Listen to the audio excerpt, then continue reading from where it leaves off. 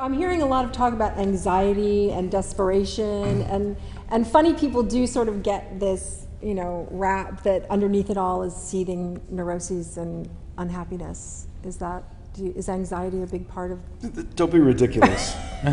The job? Can you? Do you want to talk about the hair, Nick? Do you want to talk about the hair now? We had an agreement. I'm sorry. About hair talk. Writing. Get it in writing. McNamara. I'm sorry. Is anxiety? Is that is that the fuel?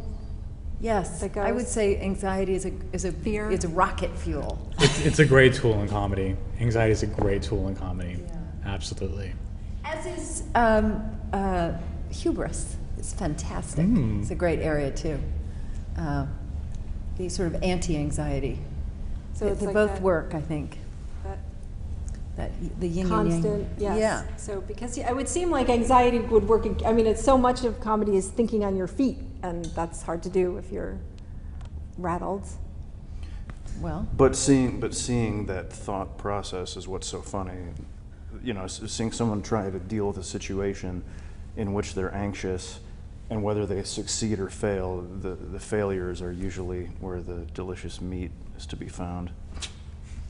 So if you find yourself feeling calm and happy, do you try to get yourself out of that mood so you can actually prepare? Are you talking about us in real life? Well, no. Yes. Calm and happy is the most disquieting, uncomfortable. That's the word I was going to use. Yeah. Really overrated. Nerve-wracking. Get right out of that. I can't even talk about it. So you're just it's like it's the creative juice is one of fear and if you're calm. Again, are we talking about Mitchell or me?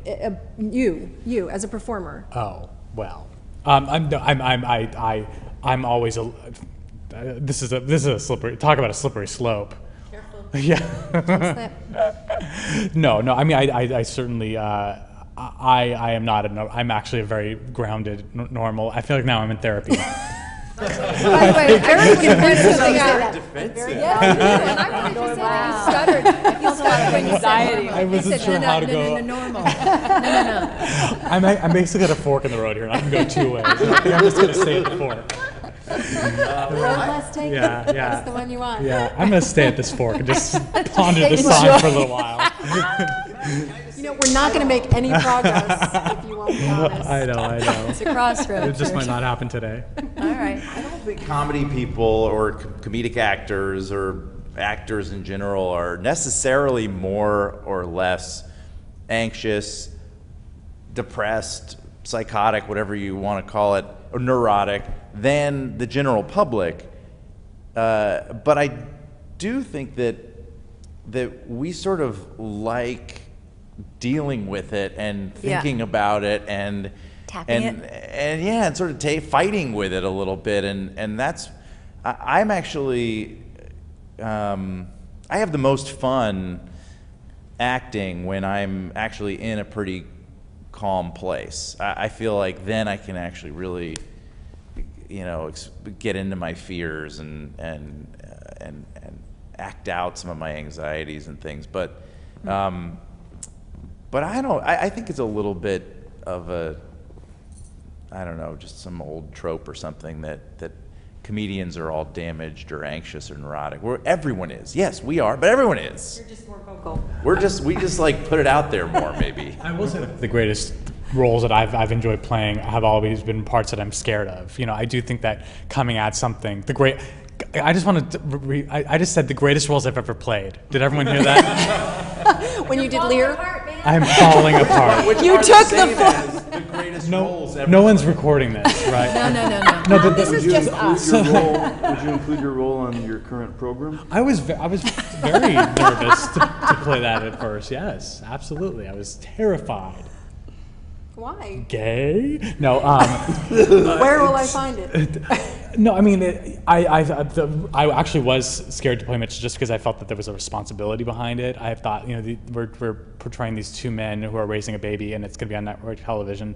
please God, let me, do this with as much care and sensitivity as I possibly can, because there's only so far. The writing is obviously the base of what we're doing, but you have to bring in a whole other level of sensitivity to it. So I was actually very nervous, and now I've relaxed a little bit, but I do think that not coming from a place of fear, but being certainly scared of certain roles is always a good sign to me that it's going to be something that's going to be validating, rewarding. So you try Fear is a good indicator that maybe you should explore that thing. Yeah. It's like we should always look at fear as like something to go towards, unless it's a cliff. Yeah, or a lion. Or a lion. Yes. I don't think you Sometimes should go then it's towards just good sense. No, but I think a lot of times most of our fear is I'm going to blow your minds. Most of the time, fear comes from just like the unknown, and once we get familiar with something, yeah, Hold up. brace yourselves. I just scared all of you. Yeah, deal with it. But that's the part about playing a role that's terrifying, or getting getting into a character, or working with people that intimidate you or scare you because you admire them. Those are things to like push yourself into and towards, I think.